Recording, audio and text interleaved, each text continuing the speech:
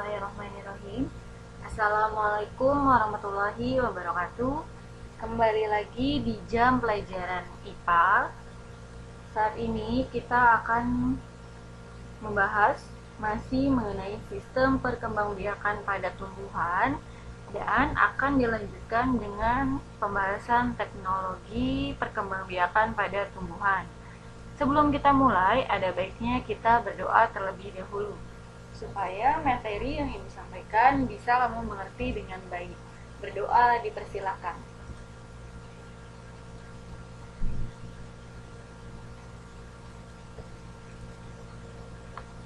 Berdoa selesai. Baik, kita masuk ke dalam materi. Siapkan buku catatan dan buku paket kamu. Buka buku paket IPA kamu dari halaman 79. Ya, masih di bab yang sama, yaitu mengenai sistem perkembangbiakan tumbuhan dan hewan.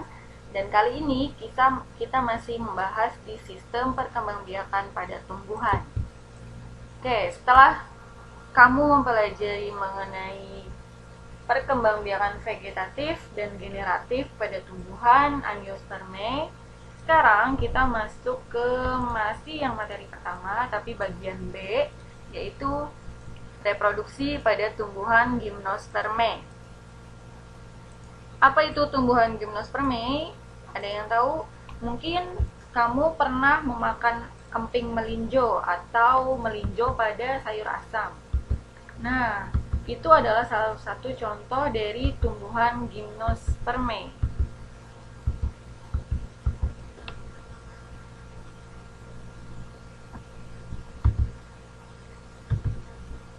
Tumbuhan Gymnospermae adalah tumbuhan yang bijinya tidak tertutup bakal buah, atau yang kita sebut juga dengan tumbuhan berbiji terbuka, di mana tumbuhan Gymnospermae ini dia tidak memiliki bunga seperti tumbuhan Angiospermae.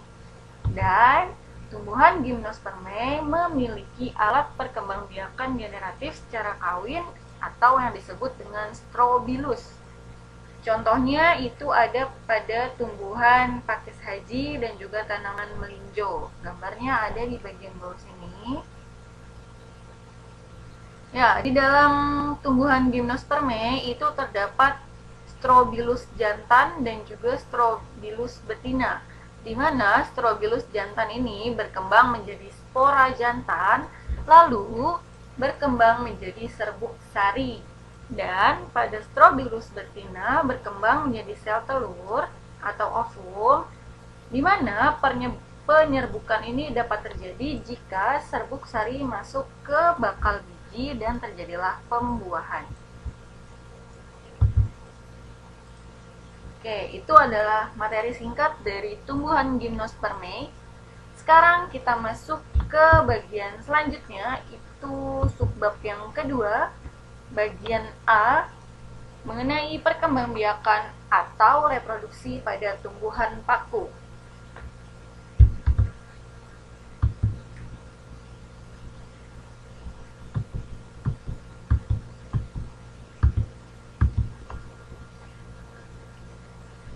Nah, tumbuhan paku dia berkembang biak dengan cara vegetatif dan juga dengan cara generatif.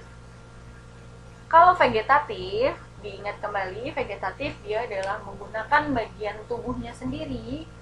Sedangkan kalau generatif, dia menggunakan alat atau sel kelamin. Nah, pada tumbuhan paku, berkembang biaknya itu kalau vegetatif dengan menggunakan spora, dan kalau dengan generatif itu dengan menghasilkan sel kelamin.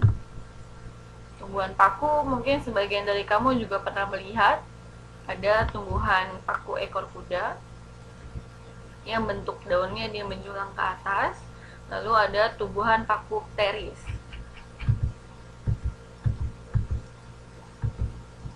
Nah, ini adalah gambaran dari siklus hidup tumbuhan paku. Nanti ketika ibu berikan skema, kamu catat skemanya atau kamu gambar. Ini ibu jelaskan gambar yang ini, tidak perlu kamu gambar. Oke. Pertama ada yang disebut dengan tumbuhan paku dewasa.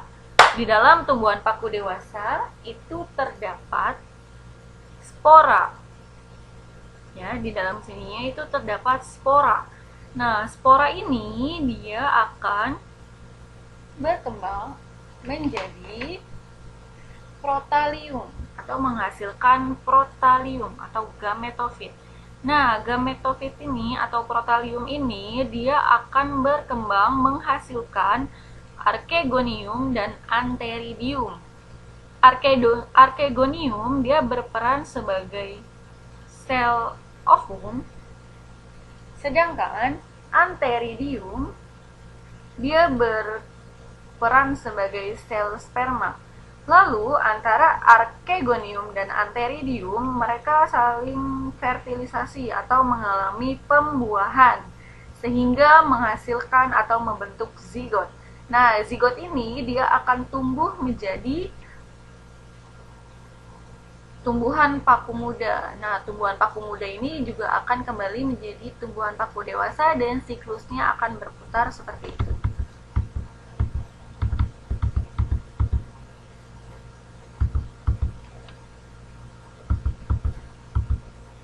Ya, ini adalah skema yang perlu kamu bikin di dalam buku tulis kamu.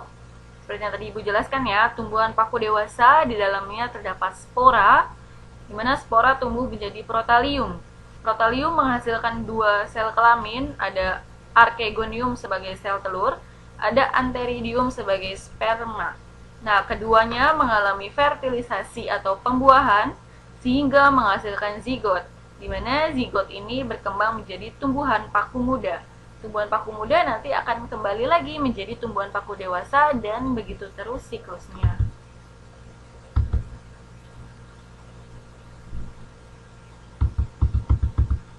Oke, kita masuk ke bagian tumbuhan lumut. Tumbuhan lumut sama seperti tumbuhan paku, dia berkembang biak dengan menggunakan spora, yaitu cara vegetatifnya, dan juga dengan menghasilkan sel kelamin, yaitu dengan cara generatifnya. Nah, lumut pasti kamu sering melihat tumbuhannya seperti apa. Ini ada gambar contohnya. Lalu ini adalah siklus dari tumbuhan lumut. Ya, tumbuhan lumut dewasa, dia menghasilkan spora. Jadi sama seperti pada tumbuhan paku. Diawali terlebih dahulu dengan vegetatif, yaitu dengan spora. Lalu spora tumbuh menjadi protonema. Yang membedakan antara tumbuhan paku dengan lumut adalah di penamaan hasil sporanya. Kalau pada tumbuhan paku, spora tumbuh menjadi protalium, sedangkan pada tumbuhan lumut, spora tumbuh menjadi protonema. Di mana protonema menghasilkan sel kelamin, ada archegonium sebagai sel telur, dan ada antheridium sebagai sel sperma. Keduanya mengalami pembuahan sehingga menghasilkan zigot dan berkembang menjadi tumbuhan lumut muda. Sama, siklusnya akan balik lagi ke tumbuhan lumut dewasa dan juga menghasilkan lagi tumbuhan lumut muda. Ya, masuk ke materi subbab yang ketiga, yaitu mengenai teknologi perkembangbiakan pada tumbuhan. Teknologi perkembangbiakan pada tumbuhan itu merupakan cara perkembangbiakan yang dilakukan dengan menggunakan peralatan tertentu atau cara tertentu untuk mendapatkan individu baru yang punya sifat atau karakter lebih baik daripada induknya. Semua jenis teknologi perkembangbiakan tujuannya adalah ini yang paling utama, untuk menghasilkan individu yang memiliki sifat yang unggul. Ya. Nah, ada 3 yang kita pelajari. Yang pertama ada hidroponik, dan yang kedua ada vertikultur, yang ketiga adalah kultur jaringan tumbuhan. Hidroponik, cara teknologi hidroponik adalah cara penanaman tumbuhan dengan menggunakan larutan nutrisi dan mineral di dalam air tanpa menggunakan tanah. Makanya dinamakan hidroponik. Hidro di sini adalah cair atau air. Maka hidroponik itu menggunakan larutan nutrisi mineral air tanpa menggunakan tanah. Ini adalah poin utama dari hidroponik. Penggambarannya seperti ini. Jadi di dalam tabung-tabung atau kotak ini itu terdapat larutan cairan yang sudah diisi dengan nutrisi dan mineral untuk penghematan penggunaan tanah. Oke, yang kedua adalah vertikultur. Ya, teknik ini merupakan teknik menanam tanaman dengan cara membuat instalasi secara bertingkat. Yang mana cara ini itu cocok untuk di daerah perkotaan atau yang lahannya sempit. Contohnya seperti ini. Ya, dibuat instalasinya bertingkat, jadi menghemat tempat. Oke, cara yang ketiga yaitu dengan cara kultur jaringan tumbuhan. Nah, metode ini digunakan dengan cara mengambil bagian dari suatu tumbuhan. Contohnya diambil selnya atau jaringannya atau organnya. Kita bisa ngambil sel dari atau jaringan akarnya atau jaringan daun, itu bisa diambil. Nah, bagian yang diambil kemudian ditaruh di tempat yang mengandung nutrisi dan zat pengatur hormon, sehingga bagian tanaman tersebut dapat memperbanyak diri dan berkembang menjadi tanaman yang utuh yang memiliki akar, batang, dan daun. Tentunya setiap tanaman-tanaman yang ditumbuhkan atau dikembangbiakan dengan metode kultur jaringan, mereka punya cara-cara khusus pada setiap tanaman. Jadi, belum tentu tanaman A dikembangbiakan sifatnya atau metodenya sama dengan tanaman B, tidak. Tapi bisa berbeda-beda tergantung dari bagian mana yang diambil. Apakah akar, batang, atau daunnya, atau jaringan yang lain. Seperti itu. Ini adalah gambarannya.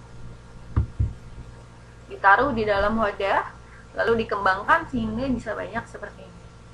Oke, sekian materi yang Ibu sampaikan pada hari ini, yaitu mengenai perkembangbiakan pada tumbuhan Gymnospermae, perkembangbiakan pada paku dan lumut, serta teknologi perkembangbiakan pada tumbuhan.